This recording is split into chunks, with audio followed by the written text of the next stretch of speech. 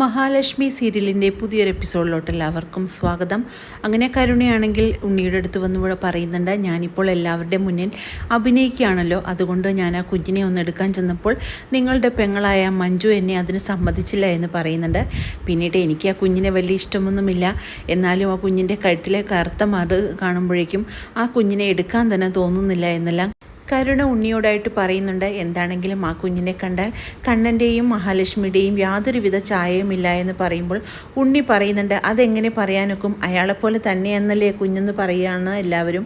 പക്ഷേ എനിക്ക് തോന്നുന്നില്ല അങ്ങനെയൊന്നും, ആ മാർക്കോടെ ഒരു ഷേപ്പാണ് ആ കുഞ്ഞിനുള്ളതെന്നെല്ലാം കരുണ പറയുന്നുണ്ട്. പക്ഷേ അത് അയാളുടെ കുഞ്ഞ് തന്നെ ആയിരിക്കും, അയാൾക്കിപ്പോൾ അതിനുള്ള സ്വാധീനമെല്ലാം ഉണ്ടല്ലോ എന്നെല്ലാം ഉണ്ണി പറയുന്നുണ്ട്. അതേസമയം നീ ഇനി ഈ കാര്യം ആരോടും പറയാനായിട്ട് പോകണ്ട, എന്താണെങ്കിലും എൻ്റെ കാല് സുഖമായുമ്പോൾ ഞാൻ ഇവിടെ നിന്നും ഇറങ്ങണമെന്നല്ലേ ആ കണ്ണൻ പറഞ്ഞിരിക്കുന്നത്, അതുകൊണ്ട് ഒന്നും പറയാനായിട്ട് പോകണ്ട. അപ്പോഴേക്കും കരുണ പറയുന്നുണ്ട്, അതിന് എൻ്റെയും എൻ്റെ കുഞ്ഞിൻ്റെയും കാര്യം മാത്രം നോക്കിയാൽ പോരെ ഉണ്ണിയേട്ടൻ എന്ന് പറയുമ്പോൾ അതുകൊണ്ട് തന്നെയാണ് ഞാൻ പറയുന്നത്, ഇത്രയും കാലം എൻ്റെ അമ്മ ഉണ്ടാക്കുന്ന ഭക്ഷണമൊക്കെ കഴിച്ച് എനിക്ക് ഇവിടെ സുഖമായിട്ട് കഴിഞ്ഞാൽ മതിയായിരുന്നു. പക്ഷേ ഇനി അങ്ങനെയല്ലല്ലോ, നമ്മൾ ഒറ്റയ്ക്ക് താമസിച്ചാൽ പിന്നെ പുറത്തുനിന്ന് ഫുഡ് മേടിക്കാനേ നേരമുണ്ടാവുള്ളൂ, അപ്പോൾ എനിക്ക് ചിലവ് കൂടുമെന്നെല്ലാം പറയുന്നുണ്ട്. പിന്നെ നിൻ്റെ അച്ഛനാണെങ്കിൽ ഇപ്പോൾ മാന്യമായിട്ട് ജയിലിലോട്ട് പോകും, പിന്നെ നിൻ്റെ ഒരു മുത്തശ്ശിയല്ലേ അവിടെ ഉള്ളത്, അവരാണെങ്കിൽ എപ്പോഴാണ് മുകളിലോട്ട് പോകാനായിട്ട് ടിക്കറ്റ് വാങ്ങിയിരിക്കുന്നതെന്ന് അറിയില്ല എന്നെല്ലാം പറയുന്നത് കേട്ട് ദേഷ്യം വരികയാണ് കരുണയ്ക്ക്. എൻ്റെ അച്ഛനോടും മുത്തശ്ശിയോടുമെല്ലാം ഞാൻ പറഞ്ഞതാണ് ഈ കുഞ്ഞിനെ വേണ്ട എന്ന് പറയുമ്പോഴേക്കും ഉണ്ണി പറയുന്നുണ്ട്, നീ അതെന്താണെന്ന് വെച്ചാൽ ചെയ്തോ, അതൊക്കെ നിൻ്റെ ഇഷ്ടമെന്നെല്ലാം പറഞ്ഞുകൊണ്ട് ഉണ്ണി അവിടെ നിന്നും എഴുന്നേറ്റ് പോകുന്നു. ഇത് കേൾക്കുന്ന കരുണയാണെങ്കിൽ ആകെ ഞെട്ടി വിറച്ച് നിൽക്കുകയാണ്. പിന്നീട് ജാനമ്മയാണെങ്കിൽ മരുമകളോട് പറയുന്നുണ്ട്, നിന്നോടൊക്കെ ഞാൻ അന്നേ പറഞ്ഞതല്ലേ വേണ്ടാത്ത കാര്യമൊന്നും ചെയ്യണ്ട എന്ന്, വെറുതെ ഒരാളെ പാമ്പ് കടിക്കില്ല, ആ കുഞ്ഞിൻ്റെ എന്തോ ഒരു ദോഷം കൊണ്ട് മാത്രമാണ് നീ അവനെ പാമ്പ് കടിച്ചതെന്നെല്ലാം പറയുന്നുണ്ട്. അത് കേൾക്കുന്ന ജാനമ്മയുടെ മരുമകൾ പറയുന്നുണ്ട്, അമ്മയുടെ വർത്തമാനം കേട്ടാൽ പാമ്പിനെന്തോ വൈരാഗ്യമുള്ളതുപോലെയാണെന്ന് തോന്നുന്നല്ലോ എന്ന് പറയുന്നു. അതേസമയം അങ്ങോട്ട് വരികയാണ് പ്രതാപനെ കാണുന്നതും രണ്ടുപേരും വല്ലാതെ ആകുന്നുണ്ട്. എന്നിട്ട് പ്രതാപൻ പറയുന്നുണ്ട്, ഞാൻ അവൻ്റെ അനിയൻ്റെ കയ്യിൽ കുറച്ച് പൈസ കൊടുത്തിട്ടുണ്ട്, അതുകൊണ്ട് ഇനി ഞാൻ പറയുന്ന പോലെയൊക്കെ നിങ്ങൾ ചെയ്യണമെന്ന് പറയുന്നു. ആ കുഞ്ഞിന് ഞാൻ പൊടി മുഴുവൻ കലക്കി കൊടുത്തതാണ്, പക്ഷേ നിങ്ങൾ തന്ന പൊടിയിൽ എന്തോ മാറ്റം വന്നിട്ടുണ്ട്, അതുകൊണ്ടാണ് കുഞ്ഞിനൊന്നും സംഭവിക്കാതിരിക്കുന്നതെന്ന് ജാനമ്മ പറഞ്ഞപ്പോൾ ഇനി അതൊന്നും പറഞ്ഞിട്ട് കാര്യമില്ല, എന്താണെങ്കിലും 1,00,000 രൂപ ഞാൻ അവന് കൊടുത്തിട്ടുണ്ട്, ആ 1,00,000 രൂപയ്ക്കുള്ള ഒരു ജോലിയും എനിക്ക് നിങ്ങൾ ചെയ്തു തന്നിട്ടില്ല, അതുകൊണ്ട് ഒന്നില്ലെങ്കിൽ നിങ്ങൾ പൈസ എനിക്ക് തിരിച്ചു തരണം, അല്ലെങ്കിൽ ഞാൻ പറയുന്നത് പോലെ കാര്യങ്ങളെല്ലാം തന്നെ നീക്കണമെന്ന് പറയുന്നു. ഇത് കേൾക്കുന്ന ജാനമ്മയാണെങ്കിൽ പറയുന്നുണ്ട്, ഇനിയെങ്കിലും ആ കുഞ്ഞിനെ ഒന്ന് വെറുതെ വിട്ടൂടെ എന്ന് പറയുന്നു.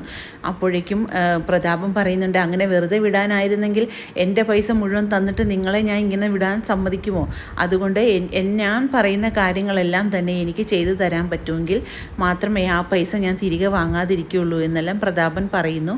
നിങ്ങളുടെ മേൽ ഇനി ഒരു പഴിയും വരില്ല, നിങ്ങൾ ആ കുഞ്ഞിനെ ഒരാൾക്ക് എടുത്തുകൊണ്ട് പോകാൻ പറ്റുന്ന ഭാഗത്തിനൊന്ന് കിടത്തി തന്നാൽ മാത്രം മതി, എൻ്റെ ആൾ വന്ന് കുഞ്ഞിനെ എടുത്തുകൊണ്ട് പൊക്കോളും, അത്രമാത്രം ചെയ്താൽ മതി എന്നെല്ലാം പ്രതാപൻ പറഞ്ഞു കൊടുക്കുന്നുണ്ട് ജാനമ്മയ്ക്ക്.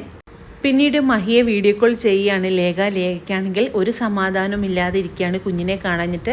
അങ്ങനെ കുഞ്ഞിനെ കാണുന്നതും ലേഖയ്ക്ക് വളരെ സന്തോഷമാകുന്നു. അപ്പോഴേക്കും കണ്ണൻ പറയുന്നുണ്ട്, നീ നന്നായിട്ട് തന്നെ കുഞ്ഞിനെ കണ്ടോ, നാളെ രാവിലെ തന്നെ കുഞ്ഞിനെയും കൊണ്ട് ഞങ്ങൾ അവിടെ വരും, ഞാനും മഹിയും ഓഫീസിലോട്ട് പോകുമ്പോൾ കുഞ്ഞിനെ ഫുൾ ടൈം നോക്കേണ്ടത് നീ ആയിരിക്കുമെന്നെല്ലാം ലേഖയോട് പറയുമ്പോൾ ഇത് കേൾക്കുന്ന ലേഖയ്ക്കാണെങ്കിൽ സന്തോഷം കൊണ്ട് കണ്ണ് നിറയാണ്. ലേഖ പറയുന്നുണ്ട്, ഫുൾ ടൈം എന്നല്ല, എപ്പോഴും കുഞ്ഞിനെ ഞാൻ തന്നെ നോക്കിക്കോളാം, ഇനി ആ ജാനമ്മയുടെ ആവശ്യമൊന്നുമില്ല എന്ന് പറയുമ്പോൾ ജാനമ്മ വന്നോട്ടെ, നിനക്ക് ചെറിയൊരു സഹായമാകുമല്ലോ എന്നൊക്കെ കണ്ണൻ പറയുന്നുണ്ട്. പക്ഷേ കുഞ്ഞ് വരുന്ന കാര്യങ്ങളെല്ലാം തന്നെ ഓർത്തിട്ട് വല്ലാത്ത ഒരു സന്തോഷത്തിൽ തന്നെയാണ് ലേഖ. പിന്നീട് പിറ്റേ ദിവസം തന്നെ കുഞ്ഞിൻ്റെ അടുത്ത് രാവിലെ തന്നെ എത്തുന്നുണ്ട് ജാനമ്മയാണെങ്കിൽ കുഞ്ഞിൻ്റെ എല്ലാ കാര്യങ്ങളും ചെയ്തതിന് ശേഷം കുഞ്ഞിനെ ഉറക്കെ കിടത്തിയിട്ട് കുഞ്ഞിനെ എടുത്തുകൊണ്ട് പോകാനുള്ള പാകത്തിൽ തന്നെ കിടത്തുന്നുണ്ട്. അതേസമയം അങ്ങോട്ടേക്ക് കുഞ്ഞിനെ എടുത്തുകൊണ്ട് പോകാനായിട്ട് പ്രതാപൻ പറഞ്ഞു വിട്ട ആ ആളെത്തുന്നുണ്ട്. അങ്ങനെ അയാളാണെങ്കിൽ ആരും കാണാതെ തന്നെ അകത്തോട്ട് കയറി വരുന്നുണ്ട്. അതേസമയം അയാളാണെങ്കിൽ അകത്ത് കയറി കുഞ്ഞിനെ എടുത്തുകൊണ്ട് പോകാനുള്ള ഒരു ശ്രമങ്ങളെല്ലാം നടത്തുന്നുണ്ട്. അങ്ങനെ വളരെ ത്രില്ലിംഗ് ആയിട്ടുള്ളൊരു എപ്പിസോഡുകളാണ് ഇനി വരാനിരിക്കുന്നത്. ഈ റിവ്യൂ ഇഷ്ടമാകുകയാണെങ്കിൽ ലൈക്കും ഷെയറും സബ്സ്ക്രൈബും ചെയ്ത് സപ്പോർട്ട് ചെയ്യണേ. പുതിയൊരു എപ്പിസോഡിനായിട്ട് നമുക്ക് കാത്തിരിക്കാം.